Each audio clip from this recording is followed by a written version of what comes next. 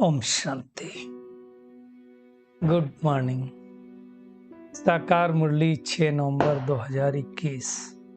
बाबा का मीठा मीठा पत्र हम मीठे मीठे बच्चों के मीठे मंथन के लिए। मंथन शुरू करने से पहले आनंद के सागर प्यारे बाबा की आनंद भरी किरणों के नीचे बैठ जाते हैं और अनुभव करें, मैं आनंद स्वरूप आत्मा हूं, आनंद से भरपूर आत्मा हूं। आज मीठे बाबा ने कहा, मीठे बच्चे, संगम युग पर तुम्हें बाप द्वारा अच्छी बुद्धि और श्रेष्ठ मत मिलती है। बुद्धि भी मिल गई अच्छी, मतलब पूरी नॉलेज मिल गई, और श्रेष्ठ मत मिल गई, श्रीमत मिल गई। लेकिन अब हमें चेकिंग करना, हम श्रीमत पर चलते कितना है। भगवान ने तो श्रीमत दे दी, बता दिया, लेकिन हम अगर श्रीमत पर नहीं चलेंगे तो देवता नहीं बनेंगे। बाबा ने कहा, श्रेष्ठ मत मिथ्य जिससे तुम ब्राह्मण से देवता बनते हो। ब्राह्मण सो देवता, तो पहले ब्राह्मण बनेंगे तब तो देवता बनेंगे। और ब्राह्मण बनने के लिए संपूर्ण श्रीमत पर चलना, हाफ कास्ट ब्राह्मण नहीं बनना है। जो बाबा ने कहा वो करना है। कितना करती हूं मैं आत्मा, ये हमें अपनी अपनी चेकिंग करनी है, तब देवता बनेंगे। देखिए, ये तो पक्का निश्चय हो गया कि देवी देवता पुरुषोत्तम संगम युग पर ही बनते हैं। कैसे बनते हैं? पुरुषार्थ के आधार पर, मेहनत के आधार पर। मेहनत तो करनी पड़ेगी ना। आज का प्रश्न है, तुम बच्चे किस मस्ती में रहो तो चलन बड़ी रॉयल हो जाएगी। बाबा कहते, ज्ञान की मस्ती चढ़ी रहनी चाहिए, एकदम नशा चढ़ जाए। क्या नशा चढ़ जाए? अरे हम भगवान के सम्मुख बैठे हैं, भगवान हमें पढ़ा रहे हैं। थोड़े दिनों बाद हम जाकर के विश्व का मालिक बनेंगे, क्राउन्स प्रिंस बनेंगे, प्रिंसेस बनेंगे। ऐसी बाबा कहते मस्ती रहे तो चलन रॉयल हो। क्योंकि आप देखो, जो एक्टिंग भी करते हैं ना मूवीज में, वो उस सीन को जीते हैं पहले, वैसी मेहनत करते हैं। अगर कोई भूखा प्यासा जंगल में 5 दिन भटका तो 5 दिन ऐसा करके रहते हैं ताकि वो सीन में रियलिटी आ सके। तो हमको भी प्रिंस बनना है, विश्व का मालिक बननी है, तो फिर वैसी चलन तो रखनी पड़ेगी ना। बाबा कहते हैं, मुख से बहुत मीठे बोल निकलेंगे। ऐसी आत्मा जिसको लगेगा कि हम देवी देवता बन रहे हैं, उसके मुख से तो मीठे ही बोल निकलेंगे। आपस में बहुत प्यार रहेगा। आज का गीत है, महफिल में जल उठी समा, परवाने के लिए ना। बाबा कहते हैं, मीठे मीठे बच्चे, रूहानी बच्चे अब ब्राह्मण बने। किससे बने? रूहानी बाबा ने हमें ब्राह्मण बनाया ना। बाबा ने हमारी बुद्धि का ताला खोला है। नहीं तो हम भी कैसे थे? पतित भ्रष्टाचारी थे, जैसे दुनिया में मनुष्य हैं। अब बाबा ने इस पुरुषोत्तम संगम युग पर हमें श्रेष्ठाचारी बना रहे हैं, और वही श्रेष्ठाचारी बन करके फिर सतयुग में जाएंगे, जो लक्ष्मी नारायण जैसे बनेंगे, जो श्रेष्ठाचारी पुरुषोत्तम कहलाते हैं। कब राज्य स्थापन हुआ लक्ष्मी नारायण का? कोई नहीं जानता। बाबा ने बताया आज से 5000 वर्ष पहले था। लेकिन वो राज्य की स्थापना कब हुई? इस पुरुषोत्तम संगम युग पर हुई। ये दुनिया में कोई नहीं जानता। ये थोड़ी जानते कि इस समय संगम युग चल रहा है, हम बच्चे जानते हैं। अब ये अपनी चेकिंग करना, क्या मैं सच में आत्मा जानती हूँ संगम युग चल रहा है? क्या मुझे लग रहा है भी सृष्टि बदलने वाली? इतना निश्चय है, ये अपनी चेकिंग करना है। बाबा कहते हैं, कलयुग के बाद तो सतयुग नई दुनिया होनी है पक्का, लेकिन उसकी सैपलिंग अभी लग रही है। तो बाबा कहते, तुम्हारी बुद्धि चलनी चाहिए कि हमको भगवान की श्रीमत मिल रही। चेक करें हमारी बुद्धि चलती कि नहीं चलती, या बस कुछ सोचते नहीं, मुरली सुन लिया उसके बाद बस खत्म। दुनिया में कहते हैं, हे ईश्वर, इनको सुमत दो, अच्छी मत दो। दुनिया में लोगों के लिए कहते हैं ना, एक दूसरे को लोग क्या कहते हैं, भगवान इनको सुमत दो। अब वो सुमत देने आया हुआ है तो फिर वो अच्छी मत लेकर के उनकी मत पर चलना पड़ेगा ना। बाबा कहते हैं इस समय ही परमात्मा प्रजापिता ब्रह्मा द्वारा रचना रच रहे हैं, है ना। लेकिन जब तक कोई आकर के तुम ब्राह्मणों से ज्ञान न ले तब तक सदगति हो नहीं सकती है। बाबा कहते हैं बाद में तुम्हारे पास बहुत आएंगे, सन्यासी आएंगे और धर्म वाले आएंगे बाप से वर्षा लेने, परंतु स्वर्ग में पाड़ नहीं तो वर्षा नहीं मिलेगा, लेकिन संदेश हर एक आत्मा का मिलेगा। तो चाहे कोई किसी भी धर्म का हो, संप्रदाय का हो, हमें बाबा का संदेश हर एक आत्मा को दे देना है ना? जो भी इस समय आएंगे, सतो प्रधान तो सब पहले थे, फिर अभी तमो प्रधान बन गए, है ना। हर धर्म वाला चारों अवस्थाओं में जाता है। बाबा कहते हैं ये कोई थोड़ी समझता कि हमारे में 5 विकार हैं, और जिसमें 5 विकार नहीं हो राम संप्रदाय का, तो ऐसा तो आज कोई है नहीं। राम वास्तव में किसको कहा जाता है? शिव बाबा को, है ना। परंतु दुनिया में वो त्रेता वाले राम को राम समझ लिया है, तो शिव बाबा को भुला दिया है। बाबा कहते तुम सबको समझा सकते हो कि परमात्मा कौन है। अब दुनिया में तो सीता चुराई गई राम की। अब सोचो कोई महाराजा हो, चलो त्रेता के श्री राम को ही पकड़ते हैं, हा?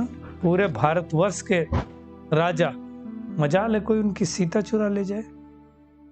ये सब ढेर की ढेर बातें लिख देंगे। आत्मा रूपी सीता को रावण ने चुराया। रावण मतलब 5 विकार। रावण कोई वो 10 सिर वाला व्यक्ति नहीं होता। ये सब समझने की बातें हैं। बाबा कहते हैं ब्रह्मा को इतने ढेर बच्चे हैं, तो कोई कुख वंशावली तो ढेर हो नहीं सकते ना। ये सारे मुख वंशावली है। मुख के द्वारा जो जो आत्माएं ज्ञान सुनती हैं वो ब्राह्मण बनते हैं, है ना। तो ये सब बातें समझने की हैं।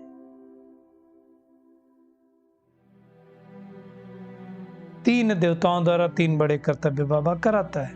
ब्रह्मा द्वारा स्थापना, शंकर द्वारा विनाश और विष्णु द्वारा पालना। वास्तव में 3 देवताएं प्रकाश के शरीर के हैं, लाइट के हैं। उनके अंदर कोई हड्डी मांस नहीं होता है। मतलब सूक्ष्म तन में शिव बाबा उनको रचते हैं। फिर दुनिया वाले क्या कहते हैं, ब्रह्मा की नाभि से विष्णु निकला, विष्णु की नाभि से ब्रह्मा। और नाभि से कोई पैदा हो सकता है क्या? समझने की बात है, नहीं होता है ना।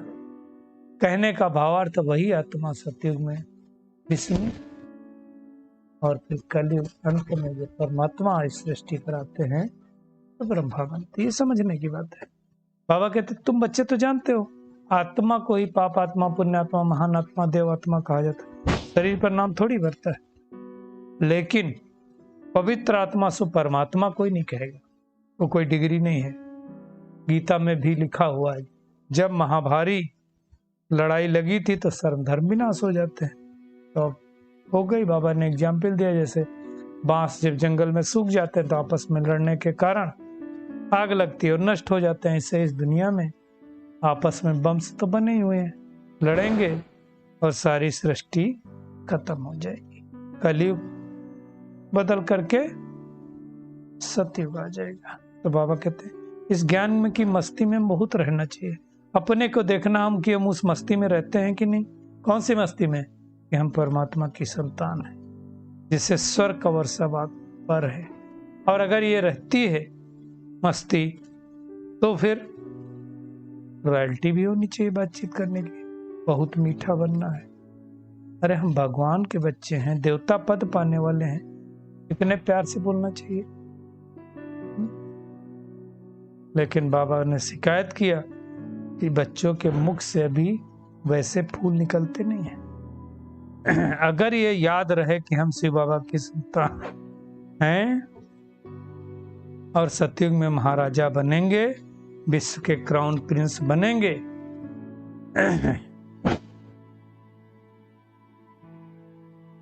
तो आंतरिक खुशी होगी, नहीं तो खुशी नहीं रहती है। खुशी होनी चाहिए कि हम भगवान के सम्मुख बैठे हैं। बाबा कहते हैं वैसे तो राजधानी में सब चाहिए, परंतु तुम बच्चों के मुख से सदैव ज्ञान रतन ही निकलनी चाहिए। दुनिया में क्या क्या कहानियां बना दी हैं। कहते हैं वो इंद्र देवता बरसात करते थे।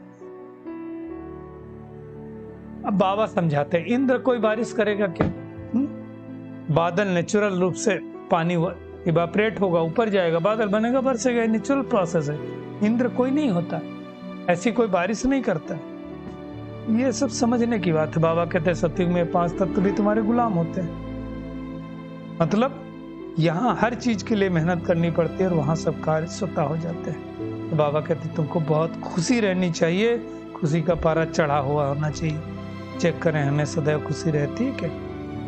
साइंस वाले कोई इन्वेंशन करने के लिए कितनी मंथन करते हैं, कितना माथापच्ची करते हैं। बाबा कहते हैं तुम बच्चों को वाणी का मंथन करना अर्थात मुरली का मंथन करना है।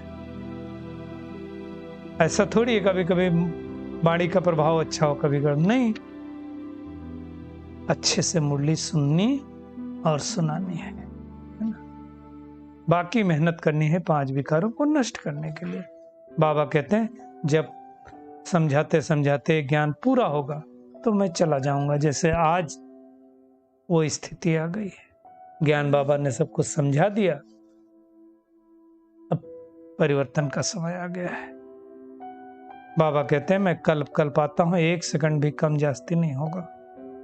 जब तुम पूरा कर्मातीत बन जाओगे, अवस्था को पालोगे, तो विनाश हो जाएगा, जिसकी तैयारी चल रही है।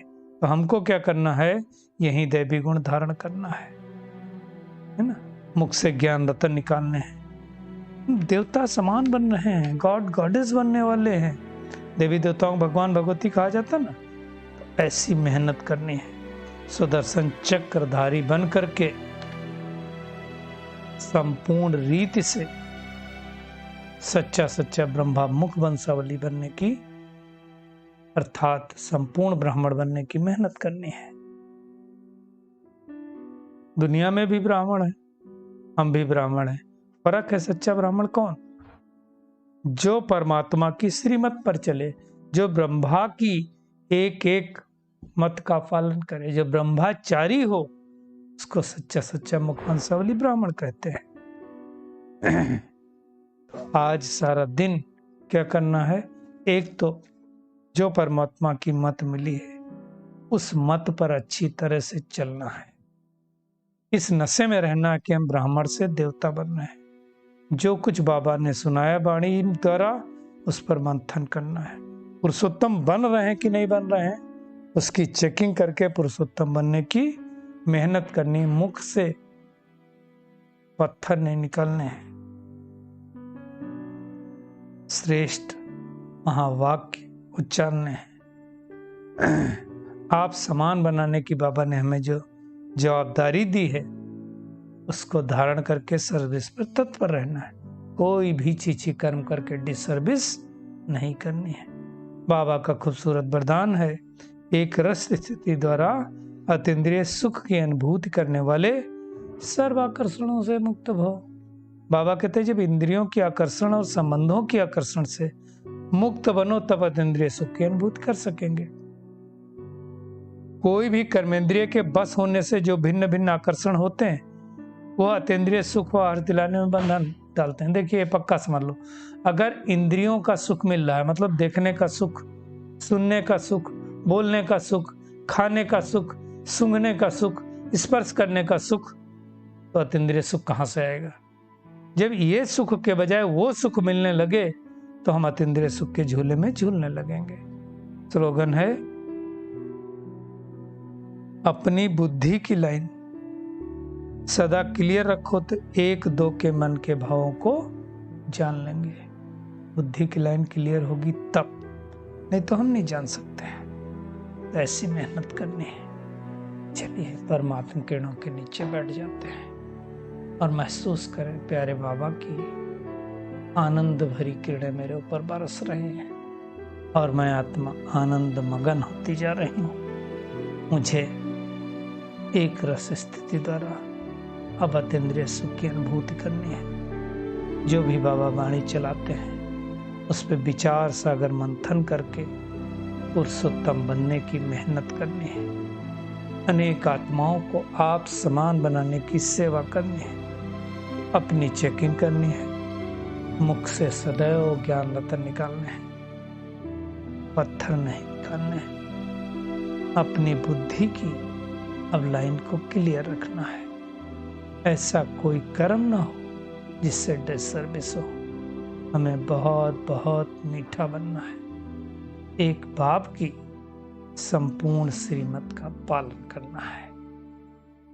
शुक्रिया मीठे प्यारे बाप दादा, शुक्रिया आप सभी का इस मीठे मंथन के लिए। ओम शांति।